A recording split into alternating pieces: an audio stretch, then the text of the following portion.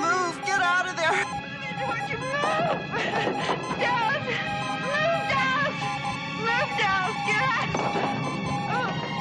No, not that way! The other way! God! Dallas? No. Take it easy. Dallas? Horror films form an unusual relationship with the screen and the viewer.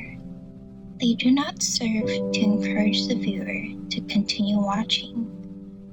Instead, they are designed to challenge the audience to continue to watch. Horror films show monstrous images unfolding before the eyes of the viewer. If the audience chooses to watch, they grow conflicted as their sense of self becomes threatened. By looking away from a horrific image of abjection, the viewer can then reconstruct their identity. But what is abjection? In simple terms, abjection is the process of separating what is me and what is not me. The best representation of abjection is a reaction to a human corpse.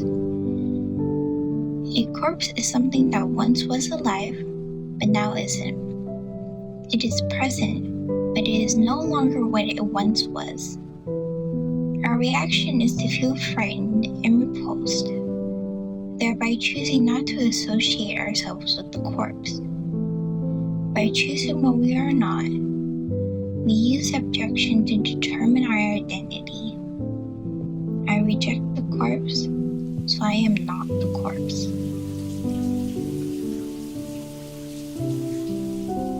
We are disgusted by images of abjection, the corpse, vomit, saliva, sweat, and blood. Abjection creates a border between the clean and proper body and the abject body. In order to maintain the clean and proper body, the body protects itself by ejecting bodily waste, so it can continue to live. In Barbara Craig's book, The Monstrous-Feminine, Film, Feminism, Psychoanalysis, she states that images of bodily waste threaten the viewer because the viewer is symbolically whole and proper.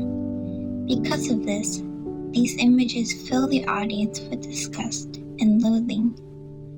However, Creed also suggests that images of bodily waste invoke not only fear and loathing, but also pleasure originating from the mother and child relationship that was marked by playing with the body and its waste. The Exorcist explores the concept of the monstrous with the feminine body. The main character Regan becomes possessed after playing with an Ouija board, causing her to do a series of bizarre and obscene acts. She projectile vomits, she swears profusely, she masturbates with the crucifix. The possessed female is one who refuses to adhere to the social order. The power of Christ compels you! The power of Christ compels you! The demon rejects the clean and proper body, covering Regan's body with pus, bile, and urine. In Julie Kristeva's book called Powers of Horror, an essay on abjection, she argues that all individuals experience abjection at the time of their earliest attempt to break away from the mother. The child struggles to separate from the mother, but she is reluctant to let go, causing the mother to become an abject. The mother-child relationship can serve to authenticate the existence of the mother, but it can also serve to distort the identity of the child.